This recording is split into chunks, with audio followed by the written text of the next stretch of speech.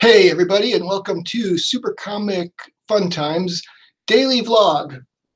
Now I missed the last couple of days because I was busy. I was pretty busy today, but I wanted to make some time for it. Um, so today we're going to talk about some books I read a couple of days ago, and this is continuing on with the Mr. Miracle run from 1989, and we'll be looking at issues 8 and 10. So this was a bit of a disappointment coming off of issue 4, which I did last time, because, I mean, there's really nothing wrong with the story, but it relies a lot on kind of hokiness. It starts off really good, you know, not having the previous issues. I don't know what's going on, but there are these robot clones of what is it called, an Ezo? Some guy named Ezo created a bunch of clones, and they were just trying to lead a normal life, apparently. And see, that's the thing. I think that's one of the problems with this run so far as I've read it, is Mr. Miracle and Barda, Big Barda, are trying to live in the suburbs and trying to go unnoticed. And, you know, that's kind of a hackneyed thing to begin with, but it can work if it's good enough. And I thought, you know, the previous issue, there were some problems with it, but overall it was pretty good. And in fact, you know, the biggest issue I had with it was the character of Mr. Miracle himself, in that he was kind of brooding because his father was around, and his father, you know, he feels estranged from his father since High Father sent him to live on Apocalypse. So this one, I love the cover for this.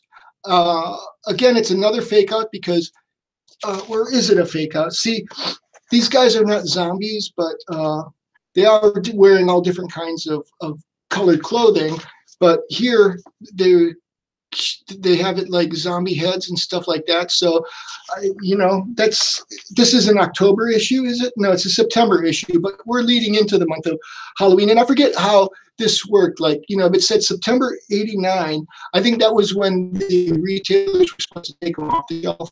So, like, this would have come out in August, maybe beginning of August, sometime in July. I'm not sure. I don't remember exactly how it worked. So anyways, you got these guys, and they come up with like kill the Justice League, destroy the Justice League. And also we have Blue Beetle, Ted Cord, and Booster Gold in this one.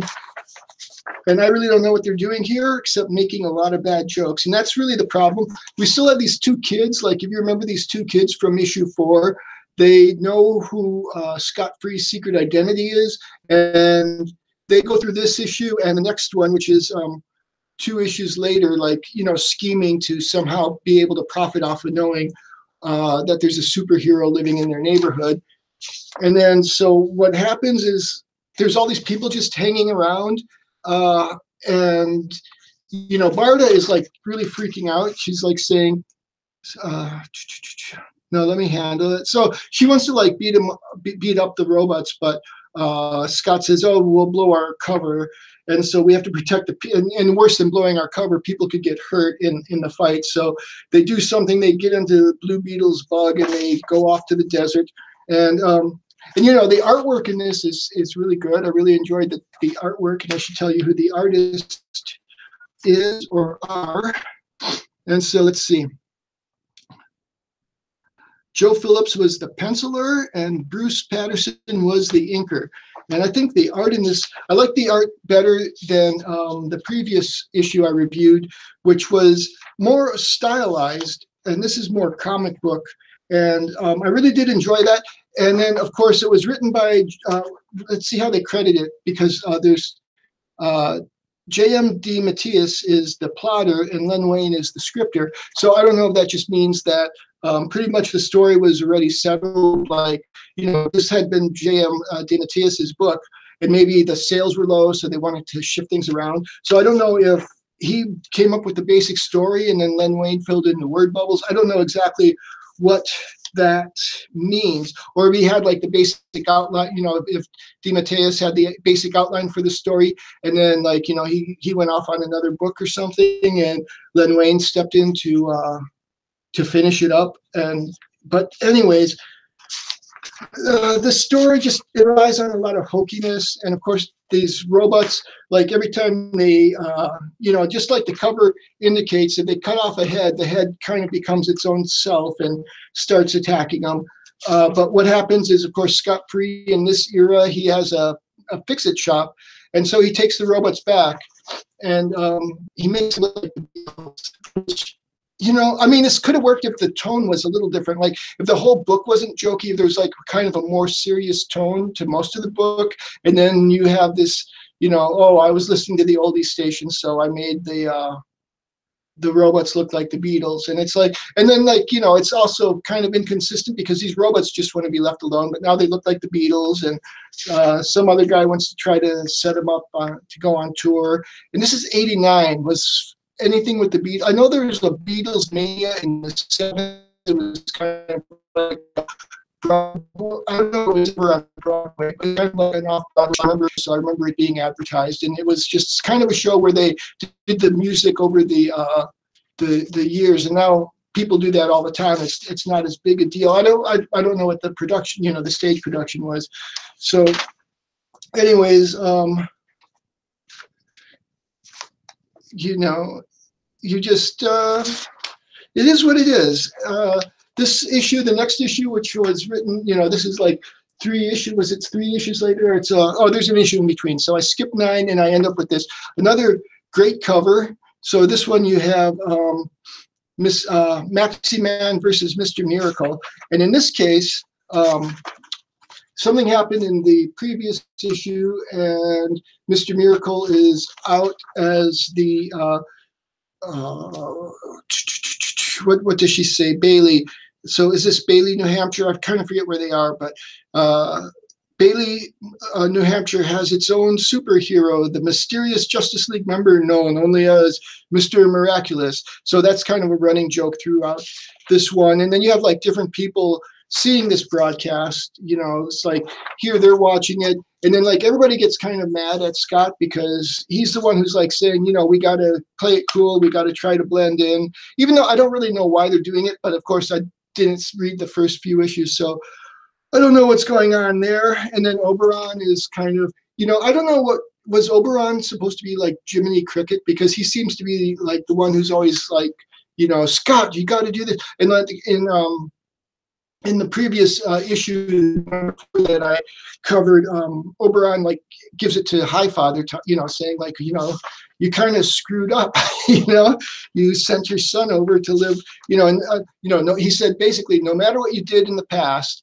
you probably had your reasons for it, but here in the now that has some consequences, and your son doesn't really want to, hang out with you because there's just unresolved thing between you two.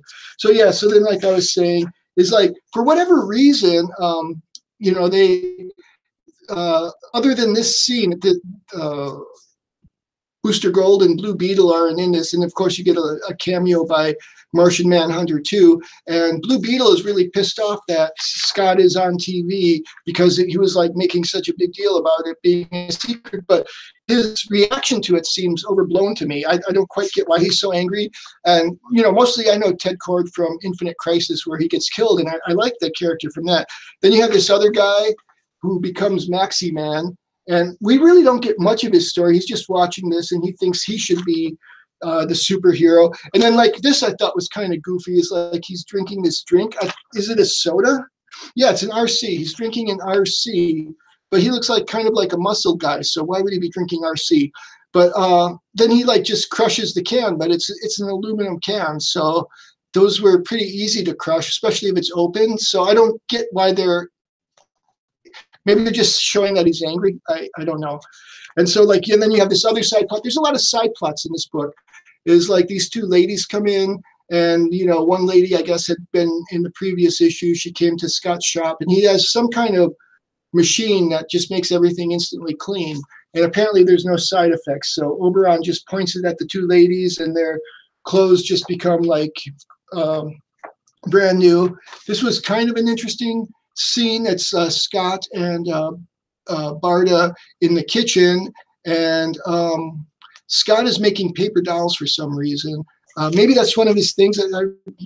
There's something in my mind about Scott and paper dolls. And then Barda is trying to make breakfast. And if you can see here, this corner, she's kind of going furious with the egg beater. And in another scene, in the next panel, she's like beat right through the bowl. So, and that's just kind of the humor of the book. And then the bad part is like when Barda is alone to work or whatever, the neighbor comes in and they start having a talk. And so what they're going to do is Barda's kind of bored, so she's going to go to a animal rights protest. And it's just kind of, it felt like it was just kind of thrown in there, like they didn't know what to do with Barda in this issue, so they're going to, maybe they don't know what to do with her like going forward. So, they're going to have her take up a cause. And so this lady convinces her to go to an animal rights protest on the weekend. And then we have like this scene. And so like this scene has a lot of the humor of the other one, but it's not quite as bad. And when I was reading this, it didn't really strike me so bad. But the guy who becomes like, what's his name? Maxi Man. He's like really a pizza delivery guy. And he's like, even it's like they don't have any reason for him to be delivering pizzas this early in the day. And he goes, don't know why anyone would want anchovy for breakfast, but it's not mine to reason why. Mine is just to deliver or try. And then he sees this ruffian, this thug, this hood right there, scoping out this old lady to steal her purse. So then he goes to help her, and the lady thinks that they're working together and starts beating him over the head. And then Scott gets sanctimonious and says, you have no business being a superhero if you don't know what you're doing. And that's kind of the theme. This was a cool scene. I don't know what's going on here. This is probably set up for a future issue, but nobody's in the shop, and there's this package there. And then the package sprouts legs and moves. And then Scott comes in, and it apparently can self-seal. So I don't know what's going on with that. I don't remember if I have any more of this run, so I don't know exactly what's going on with this mechanical monster in the box, but that was kind of a cool part. Yeah, and then like later on, there's a tanker accident. It's a small town, and I don't think I guess I don't know. I don't know if these big trucks would be allowed to go through a small town, but anyways, there's this accident. The truck swerves to miss something that was in the center of the road and goes over, and then this lady is trapped in her car. And so Maxi Man just happens to be there on the scene, and he's able to lift the tanker, but he's not strong enough. And after they rescue the lady and her daughter, the whole thing like blows up, and then Mr. Miracle and Scott get into a fight, and really Scott isn't fighting him. He's like kind of doing the thing. It's like, I'm not going to fight you, dude. And every time Maxi Man jumps at Scott, Scott gets out of the way. And then after they go through this for a couple of pages, and this isn't a bad part of the book. It's kind of a fun part, where you can see why there's no point for this guy to fight Scott, because Scott, and there's no point for Scott to like fight this guy to prove anything, because he can just jump out of the way. He's agile enough. And then this lady comes up later, and this is kind of a cringe scene, but the lady who was rescued, she says, I'll show you that again in a second. When you saved us from the burning tanker, I thought you were someone special, but obviously I was wrong. And then the kid goes, you're a bad man. So yeah, that's going on here, and he's crying. So yeah, but then he decides, like, maybe like what was the name of this town again? Bailey. So he kind of thinks maybe Bailey is too big a town for me to start like practicing being a superhero, and I think he heads off to Alaska. And I don't know if anything ever went on with this guy. I haven't had time to research, but I think he's or Muscatine. I don't know where Muscatine is. So, but yeah, he gets on a Greyhound bus, I guess. And that's the end of this episode. And yeah, I mean, I can probably see why this failed. I think there's a problem with the premise, and the premise being that Scott and Barta want to live lives without anything going on, but they have it's like Monk, like the TV show Monk or the TV show Columbo. Even when Columbo goes on vacation on a cruise ship with his wife, there's a murder that just happens to take place because he's got the special skill. He's got the superpower to solve it. So, when you have these special powers, even in quote real life outside the comic book, something's going to come up to make you use them. And there's something about like having a skill and using it that feels good. So you want to do it too. So you got those two things going on. So now we're going to open this package. Hopefully I did a good enough job explaining that. I think they're fine. I don't think they're terrible, but they're not great. I thought the ones from the 70s were much more interesting. I was much more engaged in both of those, which I still have here on my table. I haven't put them away yet. So yeah, these from the 70s were really, really good. And the ones from 89, not so much. They're just, I don't think they knew exactly what they wanted to do. I think that's the issue there. So anyways, a few weeks ago, I won a If Crime Anthology from writer Terry Mayo, who currently writes the Wicked Righteous books for Alterna Comics. And, or maybe he writes them for himself and they're published through Alterna Comics. I'm not quite sure how that works. But when I was doing that review, I went on Amazon to see what else he might have written. And I found this Terry Mayo that I'm pretty sure can't be him. This Terry Mayo looks like a ghostwriter. It looks like he co-wrote several books with several different people. And so I found this one called The Occult with Brenda Marshall. And I got very, very fascinated by it. I have a love of these kind of self-help and occult books from the 70s, like the Parker series. I've got one here I was reading. And I took the dust cover off, but the name of this book is Cyclomancy. You can see on the spine, Cyclomancy, and it's by, was I holding it right? Maybe this is how I should have held it. It looks backwards to me, so anyways, this book is just very good. I was reading it on the bus yesterday instead of a comic book, and I was reading about the parts of the brain, Frank Rudolph Young, for anybody who's interested. And I was reading about the different parts of the brain. And the reason I took the dust cover off is because that part gets kind of torn, and I kind of want to preserve it. And I should probably just get like a book cover. But anyways, all that aside, so I was reading about it's a book about, developing your psychic powers, and he goes through these 10 parts of the brain and their function. And there's like one part that nobody in science knows what it does. So that obviously has to be the psychic center, which, reasoning aside, it's as good a theory as any. But then he talks about these other parts of the brain that, they control, like, muscles that you no longer use. Like, I guess we have muscles that we can wiggle our ears, and some people can wiggle their ears and some people can't. I can kind of like, no, I don't think I can. So anyways, he talks about waking up and integrating the brain is basically what it is. And I read this whole chapter and I just felt so good afterwards, even though I didn't understand much of it. So I become very interested in these books and acquiring them again.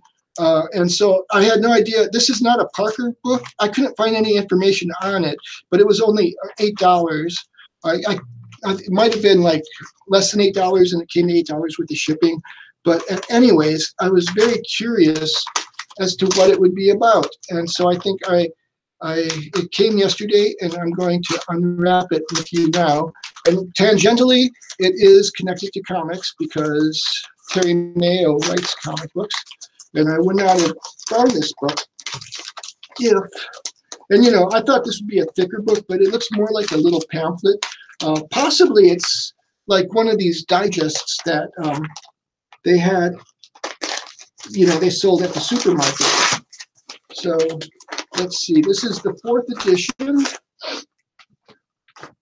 And it just is called The Occult. Now, I'm not going to, before I want to give some of my predictions, is like, before I look into it. One prediction is that this is a Christian book, and it's warning against the dangers of the occult. Because I did see the cover online, and so it just said yoga, ESP, alpha mind control, and all this sort of thing, Krishna consciousness. But it seemed like too positive from that. So my other guess is that it's a survey of the different things that were going on. This book was originally written in '76. This is the 4th edition.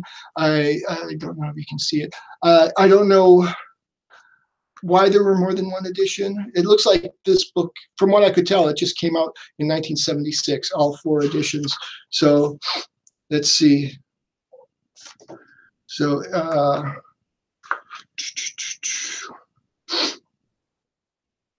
and then, of course, it has this quote here on the back. So I'm not sure who this guy is.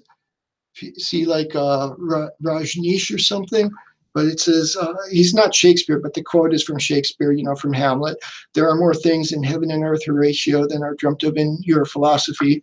And so, like here, Glenn Ford has achieved worldwide recognition as an actor in motion picture and television. He is currently resides in, this was a magazine. It says printed quarterly.